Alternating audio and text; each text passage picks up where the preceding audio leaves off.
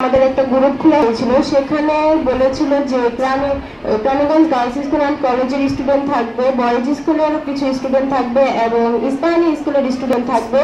সবাই একসঙ্গে কালিন্দী জড়িত হবে। ওইখান থেকে প্রায় 2 ক্লাসের স্টুডেন্ট আমরা বের হবো বলছিলাম, কিন্তু এইটা কেউ একজন মানে পুলিশের কানে কথাটা পৌঁছে দিয়েছিল। তার আমরা জড়ো হওয়ার আগে তারা আমাদের কলেজের সামনে প্রায় 2 গাড়ি ভর্তি পুলিশ এসে পড়েছিল, আমরা বের হতে পারি নাই। তখন আমাদের বয়েজ স্কুলে 2টা স্টুডেন্টকে ধরে নিয়ে যাচ্ছিল। তখন তাকে আমরা মানে কোনো মতো তাকে পুলিশদের কাছ থেকে ছাড়িয়ে রাখি। তারপরে আমরা মেইন রোড দিয়ে বের হতে পারিনি। আমরা রাধানগোসলা দিয়ে অনেকটা রোড মানে আমি চিনি না, তারপরে অনেকে মিলে আমরা মেইন রাস্তা কদমতলিতে বের হয়েছি। ওইখানে গিয়ে দেখি যে অনেকেই জড়ো হয়েছে, প্রায় অনেক স্টুডেন্টই আমরা জড়ো হয়েছি। তারপর রোড আমরা কদমতলি রোড আমরা করেছিলাম, বন্ধ করেছিলাম গাড়ি ঘোড়া। তারপরে দেখি আমাদের কেউ থামাতে পারছে না। আমরা পুলিশ 2 দিক থেকে আটকানোর পরেও আমরা সবাই চলে গেছি। তারপরে একটা রাস্তা থেকে আমাদের অনেকেই সাহায্য করছে, যেমন একটা দোকান থেকে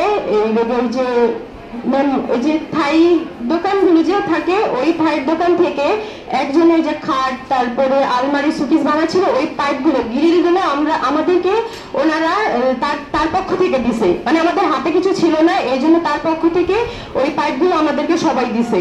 দেওয়ার পরে ওইগুলো নিয়ে সবাই রোডে নেমে গেছে। নেমে যাওয়ার পরে 3 দিক থেকে গাড়ি চলে আসছে, 3টা গাড়ি ভর্তি করে পুলিশ চলে আসছে, তাও আমাদের থামাতে পারেনি। ওনারা আরো কল দিয়ে আরো 3-4টা গাড়ি চলে আসার পরে ওইখান থেকে আমরা কদমতলি রাস্তা দিয়ে ওই যে জিঞ্জিরা রাস্তা দিয়ে কাঠুরিয়ার ভিতর দিয়ে কদমতলি মডেল টাউনের সামনে যাওয়া যায়। ওইখান দিয়ে আমরা ওইখানে অনেকে গেছে, ওইখানে আরো জড়ো হয়েছে। তখন ওইখানে কিছু ওই যে কোথাও মানে যে বিয়ে পার্টি ছিল, আমার নামটা মনে পড়তেছে না, মানে তাদেরকে স্যার যে হ্যাঁ সমন্বয় বলেছিল যে তারা অকটেন আমাদেরকে আটক করছিল। এখানে অনেকে ছিল, আমাদের সেকেন্ড ইয়ারের একজন ছিল, সে হয়তো আজকে আসে নাই। তো অনেকে অনেক বাড়িঘরের মধ্যে আশ্রয় নিয়েছে, ওইখানে গিয়েও তাদেরকে আটক করছে। অনেকে অনেক অসুস্থ হয়ে পড়ছে। তারপর ওইখান থেকে সবাই গার্ডিয়ানও ছিল আমাদের সাথে, আমাদের অনেক গার্ডিয়ানও চলে গেছিল। ওইখান থেকে অনেকে আটক হওয়ার পরে ছেলেদেরকে মারধর করছে আর মেয়েদেরকে গায়ে হাত তুলে, কিন্তু একটা মেয়ে অনেক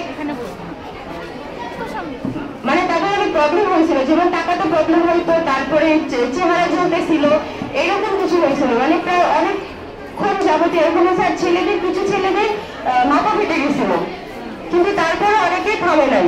কিন্তু আমরা ওই পারে যাওয়ার হয়তো সুযোগ পাইনি, কিন্তু আমরা এই পারে যতটুকু পেরেছি অতটুকু এই পারে করেছি। আমার এইটুকুই আন্দোলনের ছিল, আমি বেশি আর বলতে পারতেছি না। আমার বক্তব্য এখানে শেষ করছি।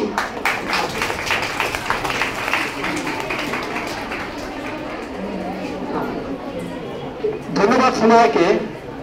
একদম রণাঙ্গনে উপস্থিত থেকে কিভাবে যুদ্ধ করেছিল তারই একটি বাস্তব বর্ণনা আমরা তার কাছ থেকে উপলব্ধি করলাম, এবং আমরা এই সঙ্গে বুঝতে পারলাম, আমরা পেপার পত্রিকায় করেছি আসলে যে ফিজিক্যালি যে অংশগ্রহণ করেছে সেই বুঝতে পেরেছে যে সেদিন সে কতটা ক্রিটিক্যাল সিচুয়েশন ওভারকাম করেছে।